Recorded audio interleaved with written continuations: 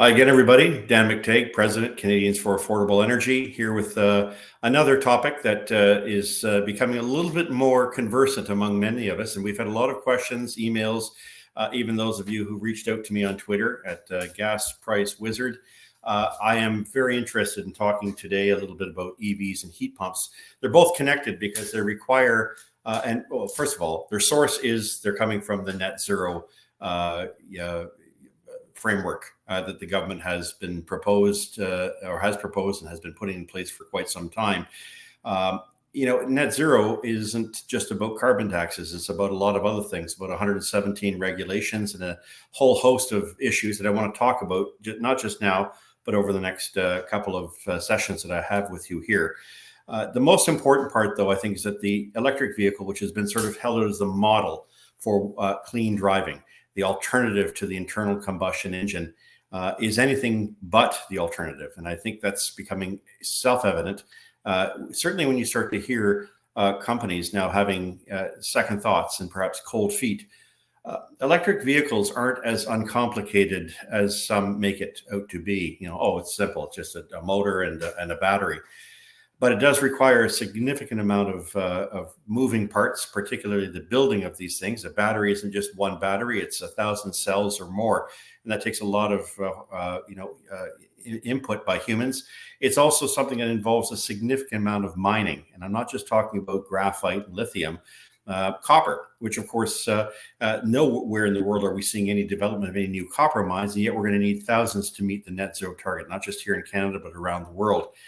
Electric vehicles, are really not the panacea, I think, that many people see them as being. We know that they're not very efficient in the winter. Their range is, of course, of concern as with colder temperatures. And a country like Canada, that is among the coldest in the world, makes this quite a challenge, especially this time of year, November, right up until April in many parts of the country.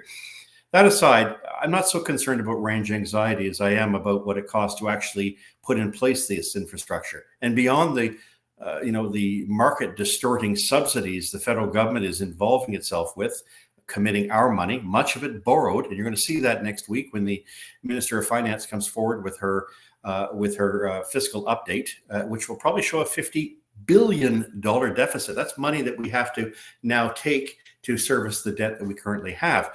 But if you're going to incentivize these things with all sorts of subsidies, then one has to consider whether or not it's possible or even practical to have in place the electrical infrastructure necessary. And I'm not talking about whether it's done by coal or by natural gas or by nuclear or by hydropower. I'm talking about the physical stations. Every one of those superchargers that we're now seeing that are being contemplated, they're rolling out, are $200,000 to $300,000.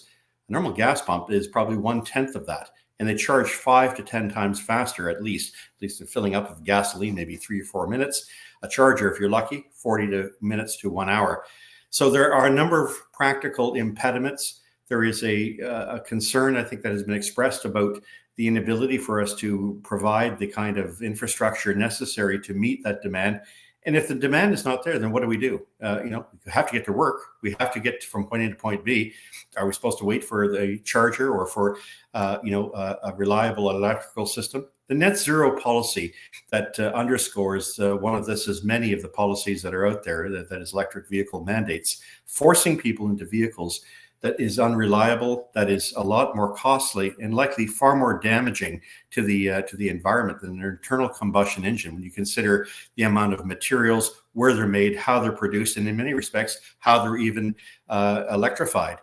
When you consider all of these things, it's a definite no to electric vehicles. Like 100 years ago, there's probably a reason why society moved away from the electric vehicle, which actually had a bit of a dominance prior to the 1920s over the internal combustion engine.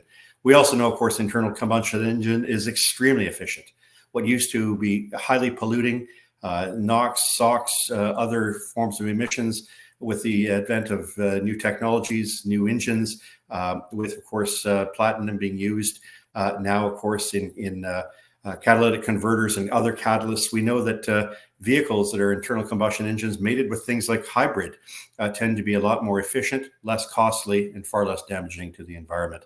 Having said that, the other side of this is the heat pump. The federal government is proposing the heat pumps be free to some people.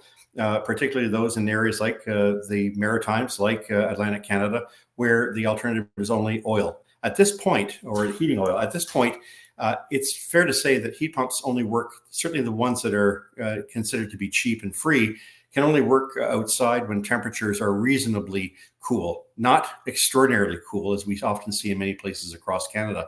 So it becomes a bit of a waste of money when you consider that you will still have to have a backup furnace. And if you don't have that, good luck trying to find insurance in most places in Canada. Without a backup system to the heat pump, you're not likely to have your home insured. Now, there are some exceptions to that, and there may be a growing move towards that. The other kind of heat pump isn't drawn from the air, it's drawn from the ground. Ground source heat pumps, extraordinarily expensive. Most cannot afford that, and like the electric vehicle, will take significant amounts of subsidy. At the end of all this, though, will be greater draw on our electrical grids. We're seeing in places like, for instance, Newfoundland, where now there's a proposal of raising electricity rates 7%. So just at the time where the federal government says heat pumps is the solution, here's your heat pumps, you can have them for free. We now see the response, which is someone's got to pay for the hydro. It's likely to be you and I. In the case of electric vehicles, in the case of heat pumps, I think we need to look before we leap. Governments clearly aren't, and that could mean more money out of your pocket. It's why we at Canadians for Affordable Energy are going to work a little harder to try to point out the many falsehoods and shortfalls and pitfalls of the net zero marketing scheme. I'm Dan McTeague. I'll talk to you very shortly.